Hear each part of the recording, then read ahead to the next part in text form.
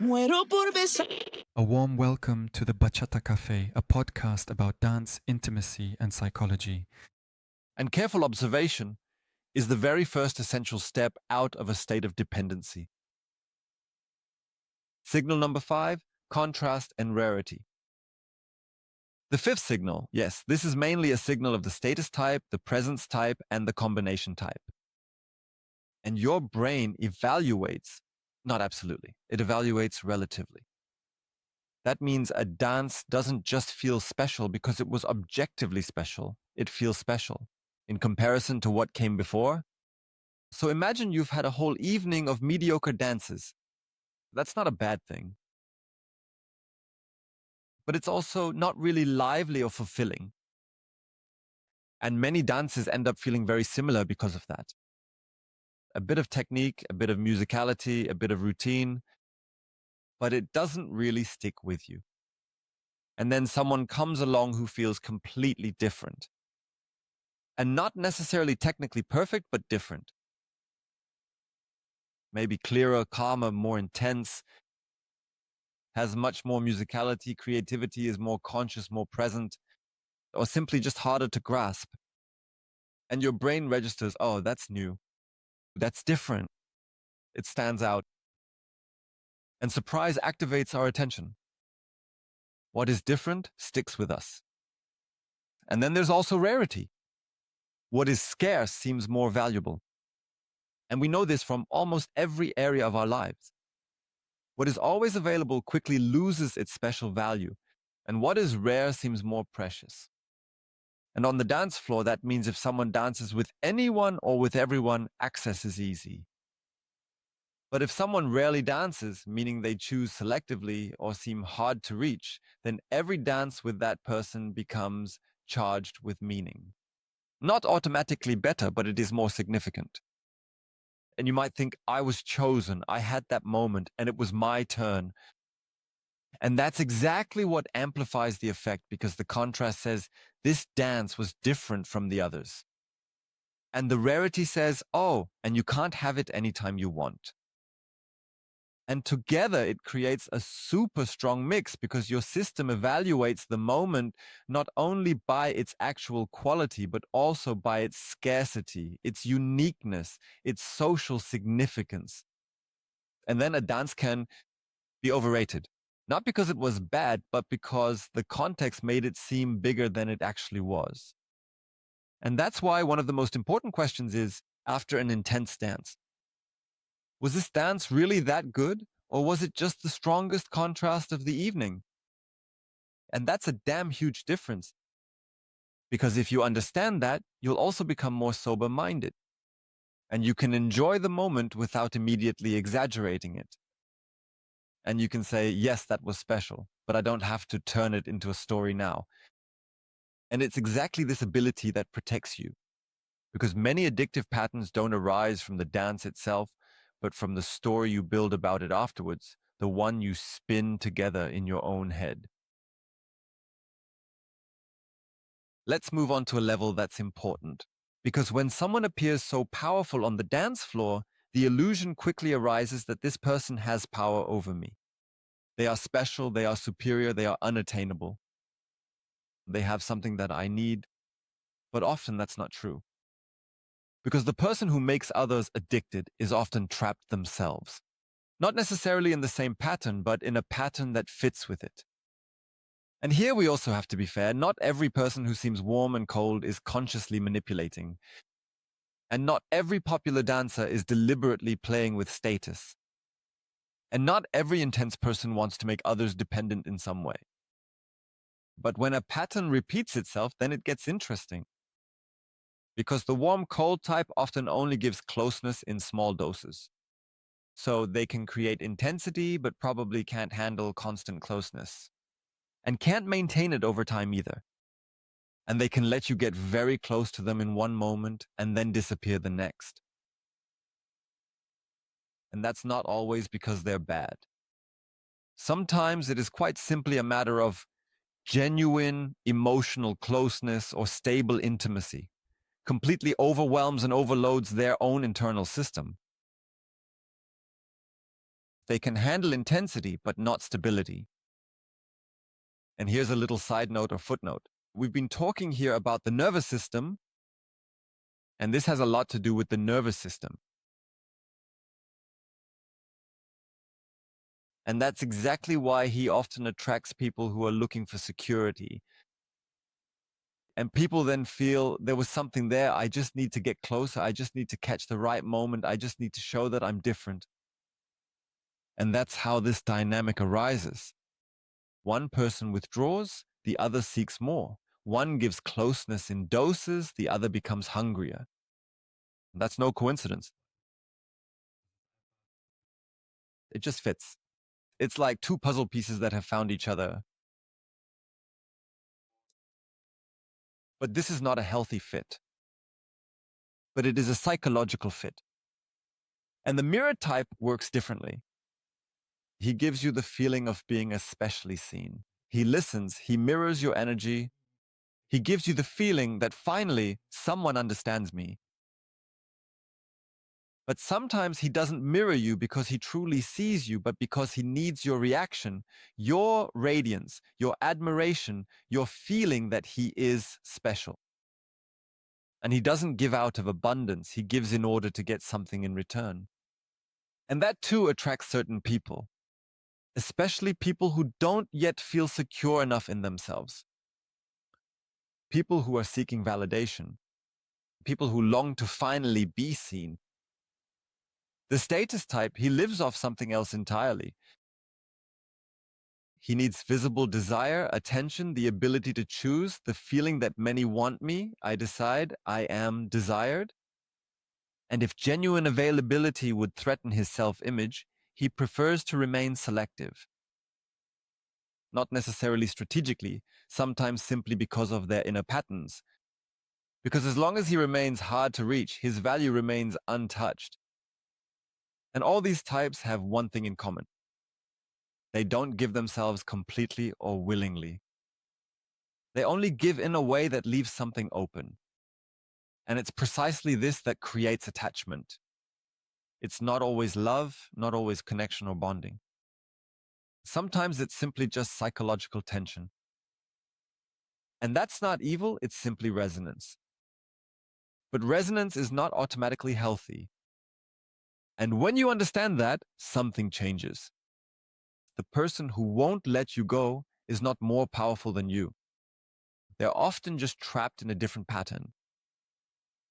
And your pattern fits with theirs. That might sound harsh now, but in a way it's also liberating, because if it's a pattern, you can recognize it. And what you recognize, you can change. And with that, we now come to the most important question of this entire episode.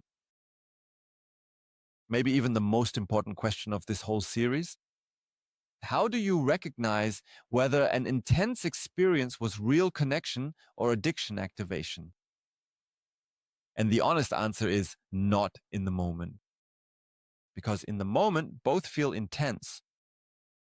Real connection can be intense, and so can addiction activation. Both can wake you up, both can electrify your body, both can feel meaningful, both can make you think, wow, that was different. And that's why the moment itself is not a good judge or advisor. The difference shows itself afterwards, an hour later or the next morning. So when the music is gone, when the physical contact is gone, when the lights are off, when you're alone again, that's when you see what it really was. If you enjoy the podcast, follow Bachata Café and become part of our Bachata community. And real connection leaves behind a sense of calm. You think about the dance and just feel fuller, clearer, softer, maybe even a bit content. You don't have to force anything. You don't have to get back in touch right away. You don't have to check if the person is online. You don't need a message. You don't need the next dance to feel okay again. That moment was complete in itself. And you can appreciate it without having to hold on to it. And you think, yes, that was nice, and that feeling is enough. But addiction activation feels different. At first, it might even feel stronger because right after the dance, you feel electrified. You feel alive, maybe euphoric, but then something shifts. Energy turns into restlessness. Memory turns into longing. Joy turns into hunger. You're no longer just thinking about the dance, you're thinking about the person. You ask yourself, what does this mean? Does she dance like that with others too? Why didn't she look at me anymore afterwards? Should I text her? Should I wait? When will I see her again? How can I experience that moment again? And that's exactly where the difference lies. Real connection says, that was nice. Addiction says, I need more, otherwise something is missing. And real connection is satisfying. Addiction makes you hungrier. That's the simple test. Not during the dance, but afterwards. Can I be alone comfortably? Or do I immediately need something to calm my restlessness? And if you can be alone comfortably, then it was probably connection. If you immediately grab your phone, check the profile, wait for a sign, or just feel restless inside, then it was probably activation. Not love, not fate, not necessarily a deep connection, but simply just a pull. And this pull is not automatic. Truth, at first, it's just a signal. A second test is especially important with the mirror type. Ask yourself, did this person really see me? Or did they just reflect back to me what I wanted to hear? Because real connection isn't always comfortable. It doesn't just affirm you, sometimes it also challenges you. It has a real counterpart. An echo only returns to you exactly what you put out into the world. And at first, that feels wonderful because you feel understood. But an echo doesn't grow with you. It only affirms what is already there. And that's why the question for you is, was I truly touched? Or was I just perfectly mirrored? That too is a very big difference. All right, now you know what happens. So you know the 5 types. So you know the 5 signals. You know the difference between real connection and addiction activation. Now, the most important question remains unanswered. Yes, how do I get out of it? How do I get out when I realize I'm trapped in such a pattern or stuck in it? Not theoretically, but practically. 4 steps. Step number 1, name it without judging yourself. The first step sounds simple, but it's damn hard. You have to name what's happening. Don't dramatize, don't romanticize. Don't beat yourself up, just clearly name it. So, for example, I'm currently activated, my body is seeking resolution, my brain is stuck in an open loop. Maybe I don't actually miss the person, but this state, right now, I'm not free. I'm caught in the pull. And just naming it already changes something. Because as long as you think this is love, this is fate, this person is so special, then you're right in the middle of that story. But if you can say, wait a minute, this is just a pattern, then a bit of distance is created. Not complete freedom right away, but there's a gap. And this gap is important because between stimulus and response lies exactly this small space. And in this space, self-guidance begins. And number 2, take the person out of your amplifier. The dance floor is not a neutral place. And you need to understand that. There's music, there's closeness, there's rhythm, there's physical contact, there are other people, there's social tension, social interaction, there's light, there's atmosphere. And all of that amplifies the significance. And that's why everything feels bigger there than it would outside. Or maybe even in reality. Let's be honest, when you're dancing, everything is kind of like a little bubble. And if you want to know whether if you're really interested in the person or just in the feeling, then mentally take this person out of that amplifier. That doesn't mean you have to turn it into a date right away. But it means observe me then. How does this person come across outside of dancing? Is there genuine curiosity? Is there humor? Is there respect? Is there a normal conversation? Is there interest in you as a person? Or does this magic only exist when the music is playing and there's physical contact? And that's a brutal but helpful question. Because if the feeling completely disappears off the dance floor, then it probably wasn't real. The person, then it was the state. And that's not a bad thing. Maybe the dance was still beautiful, but you don't have to build an emotional story out of it. Not every magical dance is a sign. Sometimes it's simply a magical dance. Period. Step number 3. Understand your own pattern. This is also the deepest step. Ask yourself not only, why is this person doing this to me? Ask yourself, why do I react exactly to this? What type keeps attracting you again and again? Always the hot and cold type? Then it's worth taking a look at your attachment pattern. Why does unclear closeness feel so intense to you? Why does someone become more interesting when they pull away? Why do you confuse restlessness with attraction? Is it always the status type? Yes, then maybe it's about self-worth. Do you really want this person? Or do you want the feeling of being chosen by someone desirable? Is it always the mirror type? Then maybe it's about self-confidence. How much do you need external validation? How strongly do you react when someone gives you exactly the feeling of being seen? The pattern that attracts you is not just information about the other person, it is first and foremost information about yourself. And information is the beginning of change, not as self-reproach, but as power. Because when you recognize your pattern, you no longer have to repeat it blindly. Step number 4, your genuine presence. Yes, the healthy counterpart to all these patterns is genuine presence. Not performed presence, so not this artificial, I look deeply into your eyes so that you feel something. Closer than technique, not connection as a strategy, but genuine presence. I am here, I am dancing with you, I am not using you for my ego. I don't need your reaction to feel valuable. I don't need to make you addicted. I don't need to hold on to you. I don't need to impress you. I am simply here. With my body, with my attention, with respect, with clarity. That sounds simple, but it's rare. Because many people don't really dance with the other person. They dance with their own need. The need to be admired, the need to appear special, the need to be desired, the need to have control.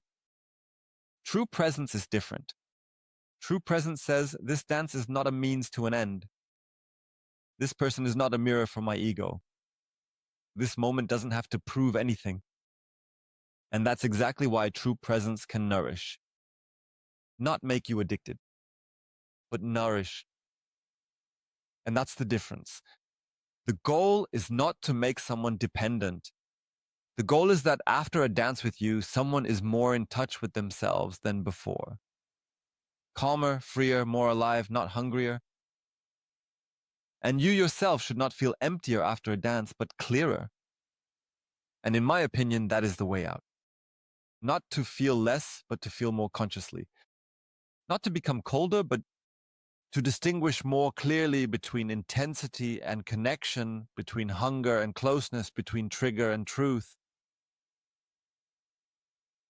In all the previous episodes, we've talked about what really happens on the dance floor. In episode 14, you don't always fall in love with the person, but sometimes with the state you're in. Episode 15, you don't always attract the person you want. You often attract the person who matches your inner world.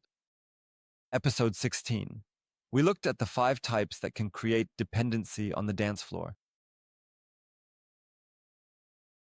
Today, or rather in these 2 split episodes, we've covered the 5 signals that underlie this. Emotional incompleteness, physical presence, social validation, emotional charge, contrast, and rarity. Perhaps the most important insight from this entire episode is not everything that moves you deeply is automatically good for you. Not everything that is intense is connection. And not every person who won't let you go is meant for you. Sometimes, someone just presses exactly the button that has existed within you for a long time. But once you recognize this button, you are no longer at its mercy. then you can distinguish between echo and encounter, between hunger and closeness, between activation and real connection. And maybe that's exactly the maturity that bachata can teach us. Not just to feel more intensely, but to recognize more clearly what this feeling truly means. Because real connection doesn't make you smaller. It doesn't make you more restless. It doesn't make you more dependent. Real connection brings you closer to yourself. Addiction pulls you away from yourself.